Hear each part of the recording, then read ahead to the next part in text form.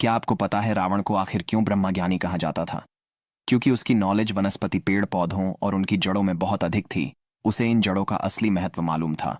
नमस्कार दोस्तों, स्वागत है आप सभी लोगों का एक बार फिर से स्पिरिचुअल ट्री में। रावण को सभी एक विश्वज्ञानी महापंडित रावण के रूप में जानते हैं। रावण के अनुसार तंत्र से और जड़ी बूटी से पेड़ पौधे की कुछ क्रियाओं को करके आज भी कुछ भी किया जा सकता है। तकदीर बदल सकती है, भाग्य चमकाया जा सकता है। तो यह वीडियो को ध्यान से देखना। रावण संहिता की आज मैं आप सभी लोगों को ऐसी ही जानकारी बताने वाला हूं। रावण न केवल एक महान विद्वान पंडित था, बल्कि वह एक ज्योतिष और भगवान शिव जी के परम भक्त भी था, और अपने जमाने का एक महान साइंटिस्ट भी। वही था जिसने पुष्पक विमान यानी एरोप्लेन की खोज करी थी। रावण अपने 10 शीशों के कारण आज भी जाना जाता है दर्शकों, जिसके कारण उसका नाम दशानन पड़ा है। देखिए, रावण ने ही शिव तांडव स्तोत्र और शिव संहिता की रचना की है। आज जो आप रावण की शिव तांडव स्तोत्र का जो गान करते हैं, ना भगवान शंकर को प्रसन्न करने के लिए, वह रावण के द्वारा ही रचित हैं। रावण संहिता में रावण के धनवान होने का राज सहित ऐसे कई तंत्र मंत्र के बारे में भी लिखा है, जिसे गुप्त और गड़ा धन आपको बहुत ही आसानी से मिल सकते हैं। ये बात रावण संहिता में है, जिसमें रावण ने उसके धनवान होने का राज, धन प्राप्ति के अचूक व शक्तिशाली उपाय बताए हैं। देखिए, असुर के सम्राट होने के बावजूद भी रावण एक महाज्ञानी पंडित, शास्त्रों में पारंगत था। दुनिया के कोई भी ऐसे व्यक्ति नहीं जो कि रावण को ज्ञान में पछाड़ दे। माना जाता है कि सौरमंडल के संपूर्ण ग्रह के जो जितने भी सौरमंडल के संपूर्ण ग्रह हैं, ये रावण के इशारों पर चलते थे। कोई भी ग्रह रावण के विरुद्ध कार्य नहीं कर सकता था। तो आप समझ सकते हैं कि रावण कितना बड़ा ज्ञानी था, कितना बड़ा शक्तिशाली था।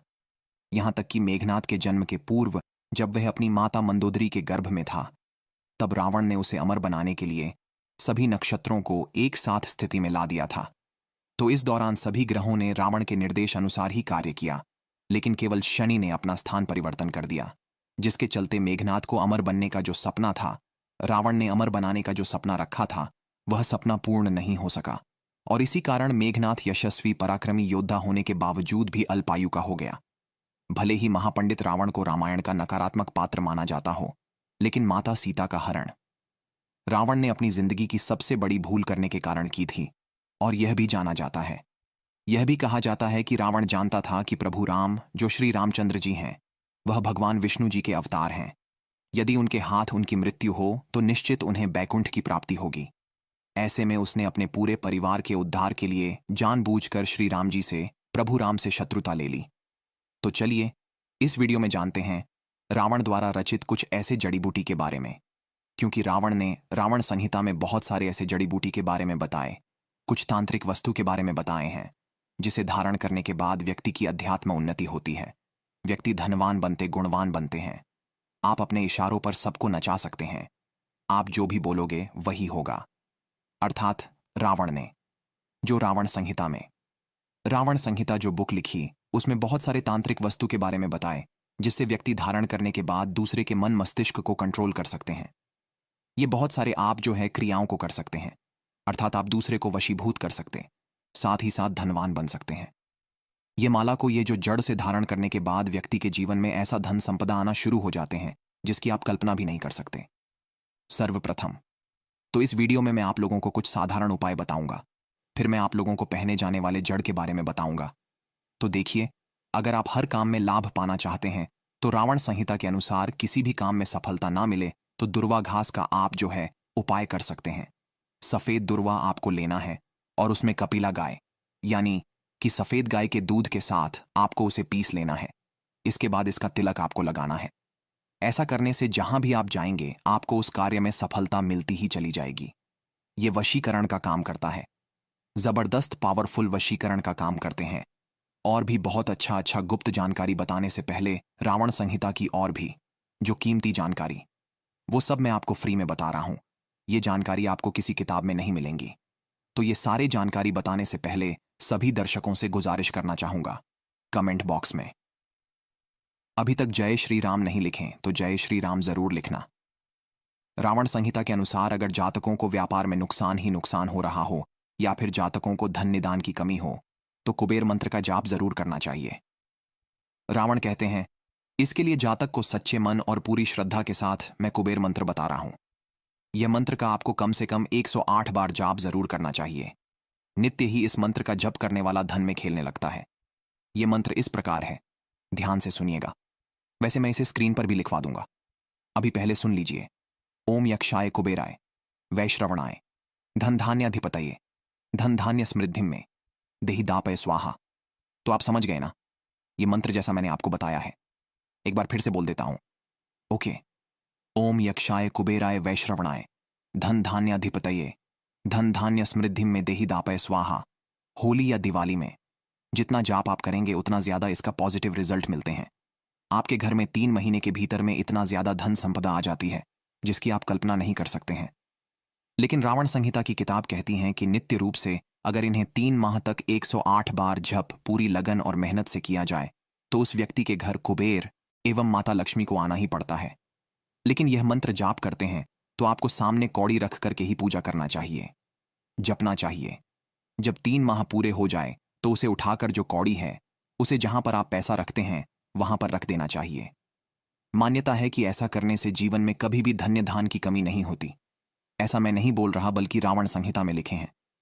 चलिए अब इस वीडियो में जानते हैं रावण जी के अनुसार कि कौन सी जड़ी बूटी को धारण करने के बाद, कौन सी ऐसे जड़ है जिसे धारण करने के बाद हम अपने तकदीर को बदल सकते हैं, अपने बुरे समय को समाप्त कर सकते हैं, अपने भाग्य को चमका सकते हैं।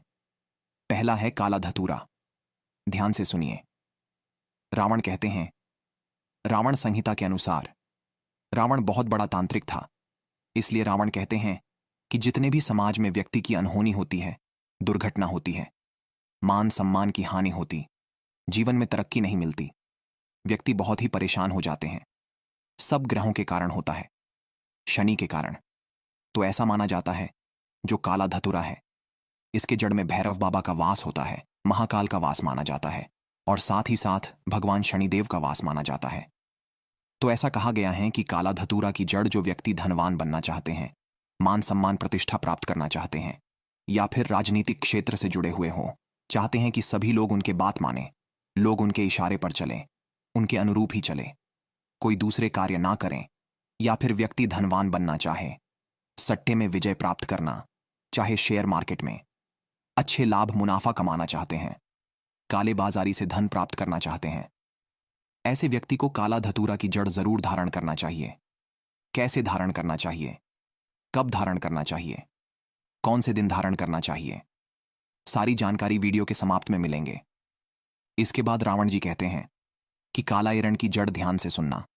जो काला कलर की एरण होती है, सफेद कलर की। वैसे तो जो एरण है ये आपको यत्र तत्र, जो रेड कलर की एरण है ये भी यत्र तत्र आपको मिल जाते हैं।